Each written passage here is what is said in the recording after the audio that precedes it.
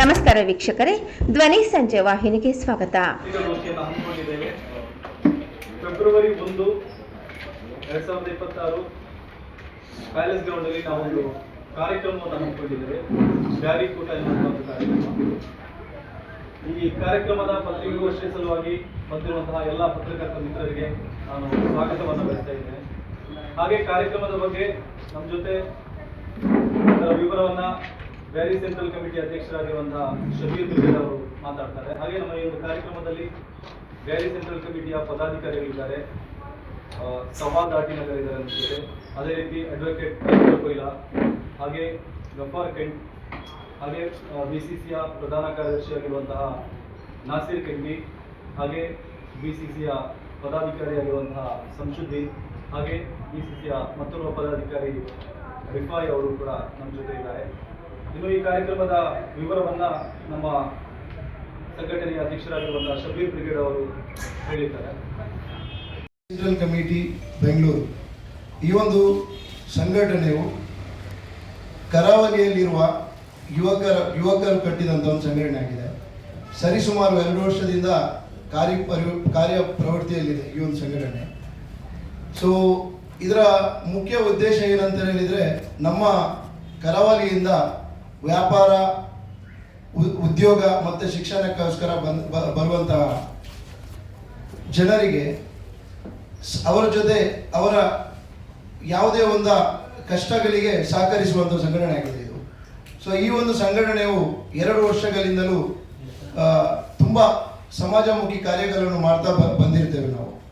ಅದರ ಅಂಗವಾಗಿ ರಕ್ತದಾನ ಶಿಬಿರ, ಅದೇ ರೀತಿ ಮೆಡಿಕಲ್ ಚೆಕಪ್, ಮತ್ತು ಕೆಲವು ಯಾವುದೇ ಒಂದು ಈ ತಳಮಟ್ಟದಲ್ಲಿರುವ ವ್ಯಾಪಾರಸ್ಥರಿಗೆ ಯಾವುದೇ ಸ್ಥಳೀಯ ಸಮಸ್ಯೆ ಆದಾಗ ಈ ಒಂದು ಸಂಘಟನೆ ಅವರಿಗೆ ಬೆನ್ನೆಲುಬಾಗಿ ನಿಂತು ಅವರ ಕಷ್ಟಗಳನ್ನು ಪರಿಹರಿಸಲು ತುಂಬ ಸಾಧ್ಯವಾಗಿದೆ. ಹೌದು, ಬ್ಯಾರಿ ಕೂಟ ಲಾಸ್ಟ್ ಇಯರು ಮಾಡಿದ್ದೀವಿ ನಾವು. ನಾವು ಇದೇ ಫೆಬ್ರವರಿ 26ಕ್ಕೆ ಲಾಸ್ಟ್ ಇಯರ್ 2025 ನಾವು ಬ್ಯಾರಿ ಕೂಟ ಅಂತ ಇದೇ ಶೃಂಗಾರ್ ಪ್ಯಾಲೇಸ್ ಗೇಟ್ ನಂಬರ್ 8 ನಡೆಸಿದ್ದೇವೆ. ಸೊ ನಮ್ಮ ಎಕ್ಸ್ಪೆಕ್ಟೇಷನ್ ಇತ್ತು ಒಂದು 5,000 ಜನ ಸೇರ್ಬೋದು ಅಂತ. ಬಟ್ ನಾವು ಆ ಒಂದು ಕಾರ್ಯಕ್ರಮದಲ್ಲಿ ಇತಿಹಾಸ ಸೃಷ್ಟಿಯಾಗಿದೆ. ಯಾಕಂದರೆ ಸುಮಾರು 10,000ದಿಂದ ಒಂದು 15,000 ಜನ ಅಲ್ಲಿ ಗ್ಯಾದರ್ ಆಗಿದ್ದಾರೆ. ಸೊ ಆ ಒಂದು ಯಶಸ್ಸಿನ ಅಂಗವಾಗಿ ಈ ಒಂದು ಬ್ಯಾರಿಕೂಟ ಟೂರ್ ನಾವು ಮಾಡ್ತಾ ಇದ್ದೇವೆ.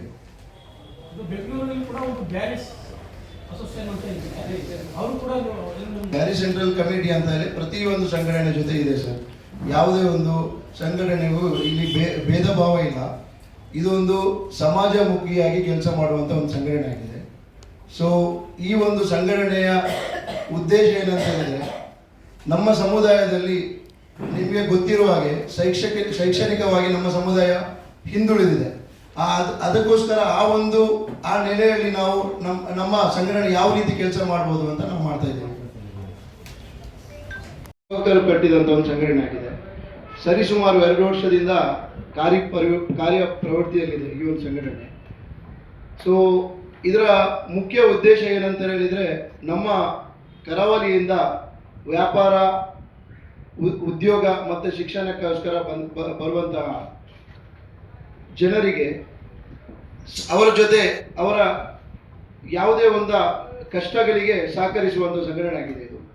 ಸೊ ಈ ಒಂದು ಸಂಘಟನೆಯು 2 ವರ್ಷಗಳಿಂದಲೂ ತುಂಬ ಸಮಾಜಮುಖಿ ಕಾರ್ಯಗಳನ್ನು ಮಾಡ್ತಾ ಬಂದಿರ್ತೇವೆ ನಾವು.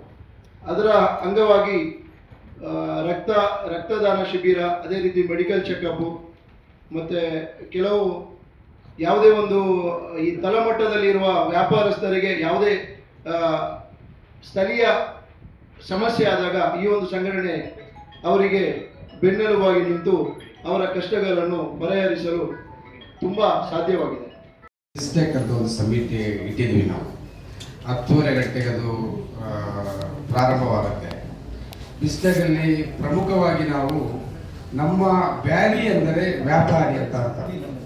ನಮ್ಮ ಸಮುದಾಯ ಪ್ರಮುಖವಾಗಿ ತೊಡಗಿಸಿಕೊಂಡಿರುವುದು ವ್ಯಾಪಾರದಲ್ಲಿ. ಸಣ್ಣ ಪುಟ್ಟ, ಮಧ್ಯಮ ಹಾಗೂ ದೊಡ್ಡ ರೀತಿಯಲ್ಲಿಯೂ ನಮ್ಮ ಸಮುದಾಯದವರು ಬಿಸ್ನೆಸ್ ನಡೆಸ್ತಾ ಇದ್ದಾರೆ.